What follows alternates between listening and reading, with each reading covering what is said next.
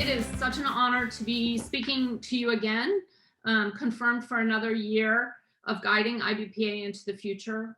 I've learned and grown so much this past year, both personally and professionally, in large part due to witnessing the creativity and resilience with which our members have faced the challenges of 2020. My hat's off to you for all rolling with the punches and innovating wherever possible. Let's start by recognizing the outstanding contributions of the board members who are closing out their tenure this year. Seth Dellin from Publishers Weekly has been a committed and energetic guide and support for independent publishers. Over the last several years, PW has helped the industry to recognize the excellence of many small independent publishers, and Seth has played a significant role in that shift. Richard Lena of Rattle Publishing has served thoughtfully and creatively, representing educational and children's markets. Most recently, he's served as treasurer. We'll miss your wise counsel, Richard. Rudy Scher of Square One Publishers served on the board many years ago and graciously came back to help us out again. His years of experience provided a measure of success that all independent publishers can reach for, while he also offered a gut check on the many challenges of this intriguing industry. Thank you so much for your service again, Rudy. Rob Broder of Ripple Grove Press provided a vision into the special needs of children's book publishers. His award-winning books were a beacon for all to strive towards, and the impact he and his company made in 5 short years is inspiring. We thank you, Rob, for your commitment and enthusiasm. Shout out to Kathy Strauss of Burnt Cheese Press, who was on the board for over 3 years and served as our secretary for the last year. She turned her adventures in food and parenting into best-selling award-winning books. She always provided astute insight into the needs of author publishers, helping us to hone our programs to best meet their needs. When Dana Anderson left the board to focus on family, we welcomed Tyshina Davis of Publish Your Gift into her seat. Ty has been an invaluable addition, especially in our strategic work in diversity, equity, and inclusion. What an extraordinary year it has been. We knew last year at this time that the new normal could continue for a while. I don't think any of us expected it to go on for as long as it has. For routine behaviors to be affected in such unpredictable and all-encompassing ways, for us to be still largely isolated at this time. But there is hope. I got my first shot, and signs that things will move closer to normal in the near future. We must recognize the work of the outstanding staff of IBPA, who pivoted again and again to meet the needs and challenges of our IBPA community. Immediately when the shutdown was implemented, the staff leapt into action. They created a COVID-19 resource page to help members get the aid they needed. They organized weekly virtual roundtable discussions, recognizing that members craved connection during this confusing time. On top of the excellent educational program they already put in place, they brought experts to the roundtables to address the rapid changes in the industry. They tweaked every program and benefit to adjust to the new normal, including creating the fun virtual Ben Franklin Awards ceremony. But we all must recognize the massive amount of work it took to organize the Publishing University once it was decided that it would be virtual instead of in person again this year. I only understand the first bit of work that it took from all of the staff, Angela, Lee, Christopher, Terry, and Ilse, to pull this off, but I know it is going to be great. What can we expect of the coming year at IBPA? Thanks to the work of the great staff, we didn't see the drop off in membership that we thought we might see as a result of the pandemic. Instead, we welcomed more members than ever who recognized that community with like-minded people is one antidote to the isolation and confusion we've all felt. We're in the process of revising the criteria considered for our member benefits committee to make sure we only approve accredited services with discounts that make a difference. The editorial advisory committee continues to work to bring you the best and most up-to-date information through IBPA Independent Magazine and the weekly IBPA Independent This Week e-newsletter. The advocacy committee responds to industry issues with strong statements and recommendations, such as the support of publishers' objections to the open library suggested by Internet Archive, and the DEI Resource Center that they compiled and posted on the IBPA website.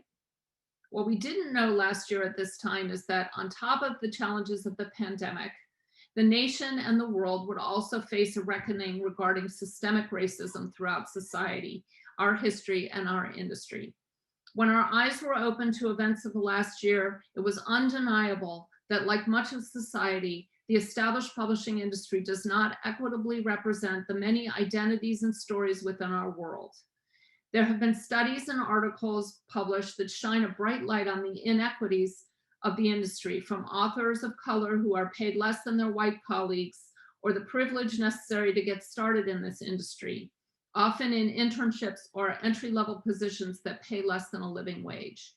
I started that way as an editorial assistant making $10,000 a year in 1982.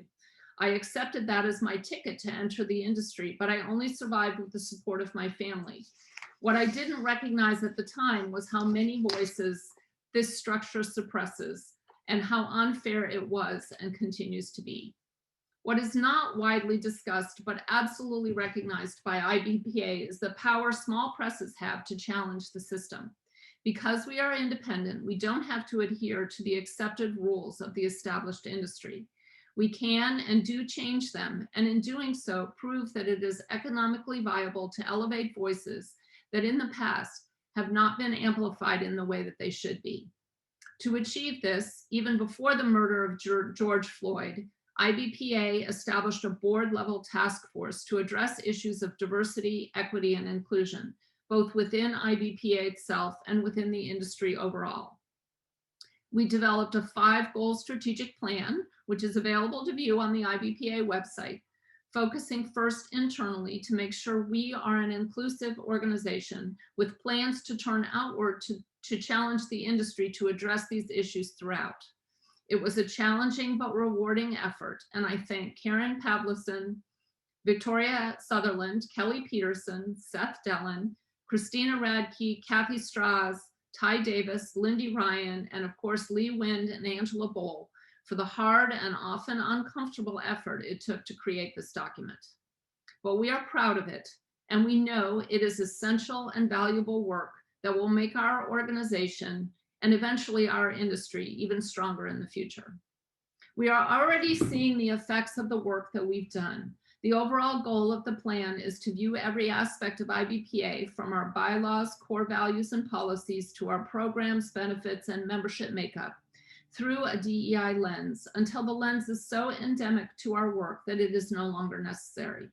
We recognize that this will take a while to happen, and that perhaps we will take steps both forward and backward, but it is essential to the continuing health of the organization. Related, one of the most urgent industry issues, which we will begin examining in depth in the next year, is the line between free speech and hate speech. I'm sure you've heard about it in industry news. Issues such as certain books no longer being carried by Amazon, or protests happening outside Powell's in Portland because they offer a particular book on their website. I will be asking James Daunt, CEO of Barnes & Noble, about this tomorrow in our keynote. I recognize that this is a complicated issue that encompasses many opinions, but in my view, it demands open and respectful dialogue and consideration. It is one of the most difficult issues our society faces today, and one that is especially relevant to our industry. It is not going away, but I predict will be amplified in the future, and we at IBPA must be on the forefront of the discussion that leads to definitions, policies, and practices. I feel strongly that no matter where you stand on the issue, a clear understanding of its many facets and positions will benefit your publishing work, this organization, and all of the publishing industry. I look forward to working with you, our members, to address this very difficult but very important and dynamic issue. A shout out to member Mel Corrigan of Scribe Publishing and chair of IBPA's advocacy committee for encouraging us to consider ways we can dialogue about this issue as an organization. There is another more industry-focused issue that I expect to discuss in the next year. Many in IBPA, myself included, feel that the pandemic has created opportunities that could change the accepted foundational practices of publishing, such as distribution, returns, and the ways that readers discover and obtain books. With the increase in reading during the pandemic, as well as direct-to-consumer sales, and the introduction of alternative commerce sites such as bookshop.org or IndieBound, I believe that there is an opportunity to reevaluate some industry practices, offering new ideas that we hope will benefit independent publishers and author publishers. In addition, we will look for opportunities to highlight to consumers the gems that are often found outside of the Big Five. I've always wondered why there is not the same consumer following for indie books that you find in indie films or indie rock.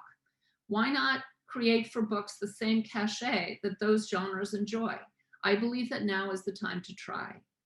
On a side note, in the next 3 days, we welcome so many speakers who are working these alternative spaces, including Andy Hunter, founder of bookshop.org, Jim Acevedo of Smashwords, Patrick Isleworth, and Rachel Kerr of BookBaby, and many others. Tomorrow, I'm excited to speak with James Daunt, CEO of Barnes & Noble. One thing I know we will discuss is that following the Waterstones model, each Barnes & Noble store will be locally curated. I expect this will be a huge opportunity to highlight the amazing books coming from independent publishers. Whether it is featuring an author in local Barnes & Noble stores, highlighting titles with regional connections, or creating ways to react to word-of-mouth momentum in a particular area, I am excited about the opportunities this more customized curation may afford. We'll definitely look for ways to work with Barnes & Noble to capture these opportunities. I know that Mr. Daunt will emphasize the quality of publication and marketing are keys to success and to exposure through their stores. This is where IBPA can be your partner, as we have been to so many for so many years. If you have not already, explore the excellent marketing programs that shine a light on your book and will help you find its place in the market. I know that the staff will continue to refine and realign programs as we see new opportunities. There are ways you can help with all of these initiatives. As members of IBPA, you are the best spokespeople we have. Tell others about our organization and how it has helped you on your publishing journey. Invite others to join us. Reach out to book people and groups who are underrepresented in IBPA. Speak to them about their needs and invite them to join us and share their challenges so we can help to find solutions. If applicable, seek to broaden the scope of your own publishing program and tell stories that are not the most familiar to you. Welcome all stories as valid and important. One of the most valuable aspects of IBPA is community with other publishers. If you have not already, join the monthly virtual roundtable discussions, which are all about sharing successes and challenges. Other ways to build relationships are through our magazine, IBPA Independent, our weekly e-newsletter, and in the forums on our website. The forums are frankly a much underutilized resource where you can go to seek advice from your colleagues and support your fellow members. One of our goals for the next year is to increase participation in these online forums and highlight them as a place to gather and share. I look forward to meeting you there. Another important way to support IBPA and the work we do is to participate in our annual member survey coming up, as always, in June. This survey informs much of the work that we do and is your place to tell us how we can support your business and your publishing goals. I know many of you already respond, and I'm not displeased with the solid 35% participation we get each year on this survey, but I know that we can do better. Let's make it 75% this year. Reach out to a fellow IBPA member to make sure they answered the survey. It doesn't take long, about 20 or 30 minutes, but it means we can be even more responsive to your needs. If you would like to dig deeper, consider applying to be on one of the member committees that are the heart of IBPA. The application deadline is May 15th, so there's still time. This is core work for IBPA, where we really differentiate ourselves from other publishing organizations. These member committees make IBPA your organization, reflecting your concerns, your needs, your accomplishments, as well as the established member benefits, advocacy, and editorial advisory committees. We've added a DEI committee this year to follow through on the strategic goals established by the DEI Strategic Task Force. I know from having been on several of these committees for many years how fulfilling they can be. I joined IBPA many, many years ago in the mid-90s when it was called Publishers Marketing Association. I had just left New York Publishing and needed to find a community of like-minded people committed to publishing great books. I was introduced to the affiliate in Phoenix, where I was delighted to find a vibrant group of people publishing in unique ways and for dynamic reasons. Remember, this was before Amazon was a player, before KDP and Ingram Spark. You had to be particularly pioneering to publish independently, and to be successful, you had to learn from others who had done it before. This is what I found in Arizona Book Publishers Association, which led to my first publishing university and membership in the IBPA. I didn't feel any longer as if I were reinventing the wheel and going it alone. I found a community that I could turn to for resources and advice, for support and creative problem solving. Since that time, I've worn many different publishing hats as a consultant, packager, ghostwriter, and eventually as a publisher. For nearly 40 years, I've been committed to making great books that tell great stories, and I have not regretted one moment of my career choice. The industry is filled with bright, innovative people who are passionate about telling stories, but also about supporting each other in the unique journey that is publishing. IBPA has been my publishing home base through all of these years, and I am grateful.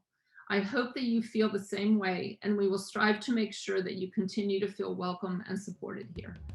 Thank you so much.